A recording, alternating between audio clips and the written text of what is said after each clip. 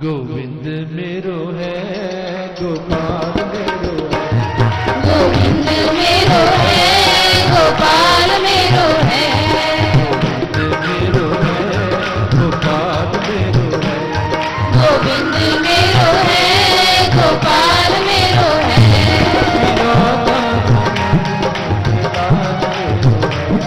श्री राधा गोविंद नंद लाल मेरो है।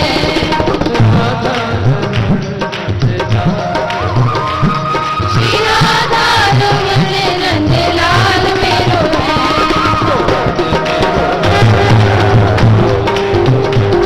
गोविंद मेरो है, गोपाल मेरो है।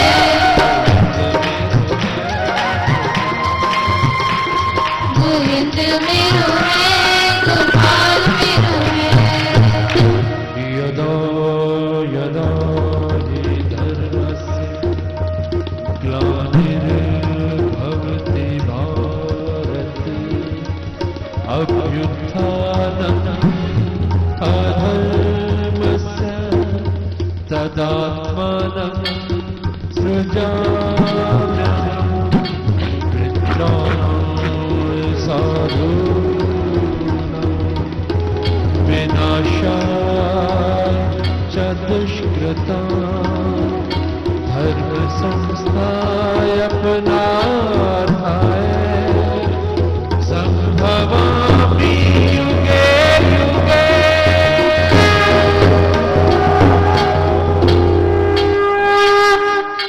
जय श्री कृष्ण। श्रीमद् भगवद गीता में प्रश्न नंबर है 348, 18वां अध्याय, श्लोक नंबर है 33। 348 प्रश्न नंबर, 18वां अध्याय, श्लोक नंबर है 33। अब प्रभु कहते हैं धृति, धारणा और सुख, ये सब 3 प्रकार के हैं। हे पार्थ, जिस योग द्वारा साधित एक भावना युक्त धैर्य से मन, प्राण और इंद्रियों की क्रियाएं धारण वश में की जाती हैं, वह धृति सात्विकी है। परंतु जिस धृति से मनुष्य कर्म फल इच्छा से प्रेरित होकर धर्म, कामना और धन को, अपने स्वार्थों को धारण करता है, बड़ी दृढ़ता से पकड़े रहता है, वह धृति राजसी है। जो धृति है अपनी इंद्रियों को, क्रियाओं को वश में किए हुए है, सोच समझ करके जो कार्य करता है, वह विवेकी है, वह धृति सात्विकी है। जो कामनाओं के पीछे भागती है और धन को और कामनाओं को, अपने स्वार्थों को बड़ी दृढ़ता से पकड़े हुए, बस नहीं छोड़ना, बस इसी के पीछे लगे रहना, ये धारणा राजसी कही गई है। जिस धृति से दुर्बुद्धि मनुष्य नींद को, भय को, शोक को, खेद, मानस दुख को और ऐसे ही घमंड को नहीं छोड़ता, वह धृति है पारस तामसी है। बहुत बार देखा है शोक में डूबे रहना, कितना कि समझा लो शोक से निकलना ही नहीं। और जहां पे नींद में, नींद ही बहुत अच्छी लगती है, प्रमाद अच्छा लगता है, या घमंड में घिरे रहना, ये धारणा जो है ये तामसी कही गई है। अब सुख 3 प्रकार का है, ये समझना है। अब कहेंगे, हम कहेंगे सुख तो सुख है, फिर ये 3 प्रकार क्यों है? मगर ये बहुत अच्छी तरह से समझने का विवेक का है, कौन सा सुख आनंद देने वाला है, कौन सा सुख रहने वाला और ठहरने वाला है। हे भट्टश्रव, अब 3 प्रकार का सुख तुम मुझसे सुन, जिसमें अभ्यास से मनुष्य मगन रहता है और दुख में अंत को पहुंच जाता है। जो सुख पहले आरंभ में विष की भांति कड़वा और परिणाम में अमृत समान है, तथा जो आत्म बुद्धि की प्रसन्नता से उत्पन्न हुआ है, वह सुख सात्विक कहा है। जैसे सुबह उठ करके आना, आलस से निंद्रा को छोड़ करके तप करना, तपस्या करनी, पहले कड़वा लगता है, मगर इसका परिणाम बहुत मीठा है। सात्विक वृत्ति हो जाएगी, प्रभु की कृपा के पात्र बन जाएंगे, व्यवहार स्वभाव अच्छा हो जाएगा, जीवन चरित्र में उज्ज्वलता आवेगी, खुशहाली आवेगी जीवन में। तो ये अंत परिणाम इसका बहुत मीठा है। जैसे विद्यार्थी है, पहले स्कूल उसको जहर समान लगता है, मगर जब पढ़ लिख जाता है फिर सोचता है वो बहुत अच्छा किया, मैं पढ़ लिया। अनपढ़ रह जाता तो जीवन मेरा बर्बाद हो जाता है। अंत ये जो बाद में सुख देने वाला है, रहने वाला है, ठहरने वाला है। पहले कड़वा लगता है, फिर इसका परिणाम जो मीठा है वह है सात्विक सुख। इस सुख की ओर हमने बढ़ना है, सात्विक सुख जो अंत सुख देता है, रहने वाला है। मगर राजस सुख जो है रहने वाला नहीं है, ठहरने वाला नहीं है। कैसे? विषयों और इंद्रियों के संयोग से जो सुख रम में अमृत समान प्रतीत होता है और परिणाम में विष की भांति हानि करता है, वह सुख राजस है। मौज मस्ती अच्छी लगती है, खेल तमाशा अच्छा लगता है, बुरे कर्मों में रुचि अच्छी लगती है, अंत परिणाम इसका दुखदायी है। इंद्रियों को लुभाने वाली वस्तुएं, पदार्थ, प्राणी, जब इंद्रियों पर आकर्षित होकर व्यक्ति उसमें लीन हो जाता है, राग में आ जाता है और अंत फिर पछतावा होता है, मैंने अपना जीवन का कीमती समय बर्बाद कर दिया। जैसे अपने बचपन की ओर देखो, जवानी की ओर देखो, अतीत की ओर जब देखते हैं, बहुत बातें ऐसी होती हैं जब हम सोचते हैं कि कहते हैं ये अनजाने में क्यों की, नहीं करनी चाहिए थी, मैंने समय बर्बाद किया, ये अज्ञानता थी। मगर उस समय वह बहुत अच्छी लगती थी, बहुत आनंद देती थी। ये राजसी सुख जो है, परिणाम इसका कड़वा है, आरंभ इसका मीठा है। तो इस सुख का आनंद नहीं है। जो वर्तमान सुख के लिए भविष्य पर पानी फेर देता है, अंत फिर दुखी होता है, अंत फिर पछताता है। इसलिए भविष्य की सोच करनी अति आवश्यक है। और तामस सुख कौन सा है? जो सुख आरंभ में और परिणाम पर भी आत्मा को मोहने भ्रांति में डालने वाला है, नींद, आलस्य और प्रमाद से उत्पन्न हुआ है, वह सुख तामस कहा गया है। समझ नहीं है क्या करना है, क्या नहीं करना है, कहां जाना है, कहां नहीं जाना है, परिणाम नहीं पता है इसका क्या परिणाम होगा। निंद्रा में डूबे हुए हैं, आलस्य में डूबे हुए हैं, प्रमाद में डूबे हुए हैं, ये सुख अंत दुख में ले जाता है। ये तामस सुख कहा गया है। अंगों में, इंद्रियों में जो स्थिरपन और कर्म ना करने का झुकाव हो जाया करता है, वह आलस्य है। अब जो देखो आलस्य आता है, इंद्रियों में शक्ति कम हो जाती है, काम करने में रुचि नहीं होती है, शरीर की ताकत मंद पड़ जाती है, अंत ये दुख देने वाला है, रोग को लेकर के आता है। कार्य कर्तव्य का अविवेक और व्यर्थ कामों में आसक्ति प्रमाद कहा गया है। प्रमाद के उसको कहते हैं व्यर्थ कामों में आसक्ति रखनी, रुचि रखनी। पृथ्वी पर, स्वर्ग में और देवों में ऐसा कोई भी प्राणी, पदार्थ व भाव नहीं है जो प्रकृति से उत्पन्न हुए इन तीन गुणों से रहित हो। सारी सृष्टि और सभी प्राणी इन तीन गुणों में रह रहे हैं। हे परंतप, ब्राह्मण, क्षत्रिय, वैश्य और शूद्रों के कर्म भी स्वभाव से प्रकट हुए गुणों से पृथक पृथक किए गए हैं। जो जो ज्ञान आदि गुण मनुष्य बालकाल में शिक्षा दीक्षा द्वारा अपने में संचित कर लेता है, उनको जब युवा अवस्था में, वृत्ताव में, क्रिया में तथा व्यवहार में लाता है, तो वह गुण कर्म बन जाते हैं। अपने ज्ञान और शूरवीरता आदि गुणों को बार बार कर्म उपयोग और अनुशीलन करने से, उनको बार बार क्रियात्मक जीवन में बसाने से, उन गुण कर्मों के अनुसार मनुष्य का वैसा ही स्वभाव बन जाया करता है।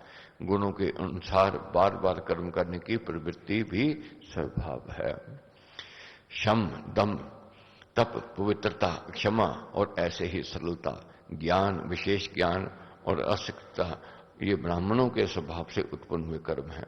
शूरवीरता, तेज, धैर्य, चतुरता, युद्ध में पीछे को ना भागना, दान देना और शासकपन का भाव, ये क्षत्रियों के स्वभाव से उत्पन्न हुए कर्म है।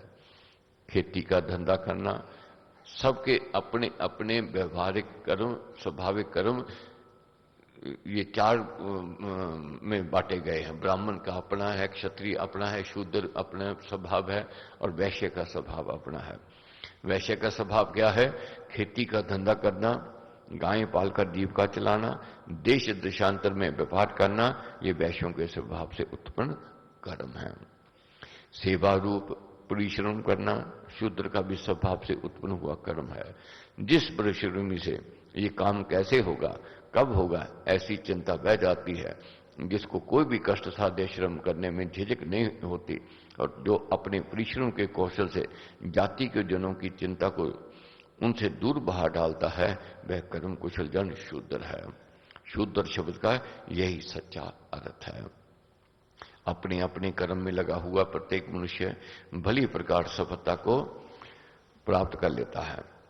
अपने कर्म में रत रहकर मनुष्य जिस प्रकार सिद्धि को प्राप्त करता है वह तू सुन। जिस परमेश्वर से सब प्राणियों की प्रवृत्ति हुई है, जिस सर्वशक्तिमान भगवान द्वारा सब प्राणियों का जन्म मरण कर्म फल भोग का नियम चलता है, अथवा जिससे प्रथम क्रिया का संचार हुआ है और जिस ईश्वर से इस विश्व का विस्तार किया है, उसको अपने कर्मों से पूजकर मनुष्य सिद्धि को पाया करता है। इसलिए कर्म ही परमेश्वर की पूजा है। Work is worship. कर्म नहीं छोड़ना है। जो हमें गुण मिले हैं, परमेश्वर की देन है, उन गुणों को विकसित करना है और अपने कर्म करते हुए परमेश्वर की आराधना करनी है।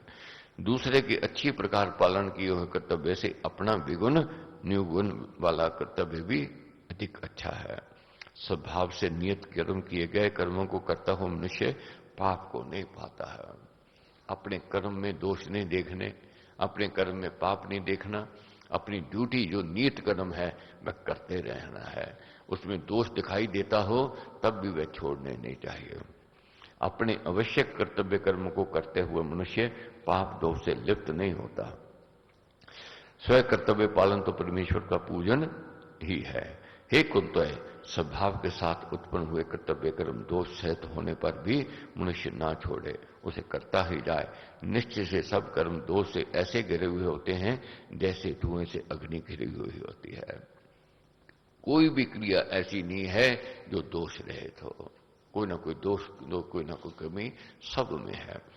जो मनुष्य सब कर्मों में सख्त बुद्धि बना रहता है, जो आत्मसेमी है, जो तृष्णा रहित है और कर्म योग रूप संन्यास से परम निष्कर्मता की सिद्धि को पाता है, हे कुंती पुत्र, सिद्धि को प्राप्त कर लेने पर मनुष्य जैसे ब्रह्म को प्राप्त करता है वह संक्षेप से तू मुझसे समझ ले। वह ज्ञान ही परम उत्तम स्थिति है।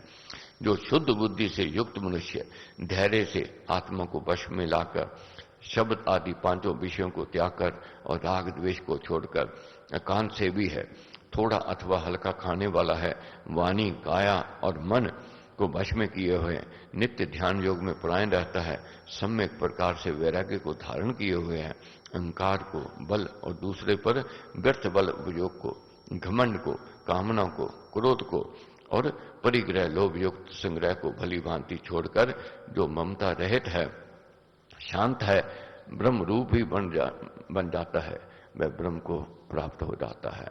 ब्रह्म भाव को प्राप्त प्रसन्न आत्मा मनुष्य न चिंता करता है न कामना करता है, वह सब प्राणियों में समभाव से रहता है और मेरी परम भक्ति को प्राप्त कर लेता है। यथार्थ से जैसा अथवा जितना मैं हूं उसको भक्ति से ही मनुष्य जाना करता है, तब मुझे तत्व से जानकर उसके पश्चात मुझ में ही प्रवेश कर जाता है।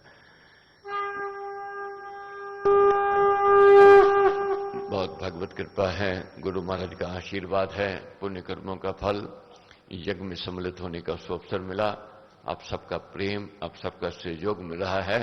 ये मेरे बड़े भाग्य की बात है, ये मेरे गुरु कृपा की बात है।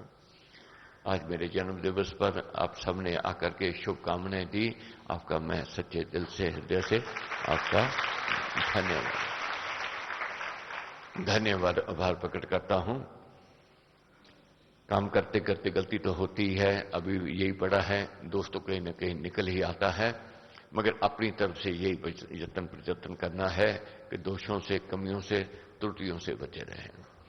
बहुत प्रेम से, भाव से आपने मुझे शुभकामनाएं दी और बहुत बड़ा उपहार जो आपने दिया, ये बहुत बड़ा उपहार है कि गुरु कृपा मेरे ऊपर बनी रहे। गुरु महाराज के चरणों में मैं सदा लगा रहा हूं। मेरा जितना जीवन है गुरु की शरण में ही व्यतीत हो गए, ये मेरी कामना है, मेरी प्रार्थना है। अच्छा शिष्य बन के दिखाऊं, इसके लिए आपने मेरे लिए आज यज्ञ करना है। यज्ञ में यही मेरे लिए कामना प्रार्थना करनी है कि मेरे गुरु का नाम और मेरे कुल और वंश का नाम ऊंचा हो, मेरे ऐसे कर्म, ऐसा व्यवहार, ऐसा मेरा जीवन और ऐसा मेरा चरित्र और ऐसी मेरी संगति और ऐसी मेरी विचारधारा हो।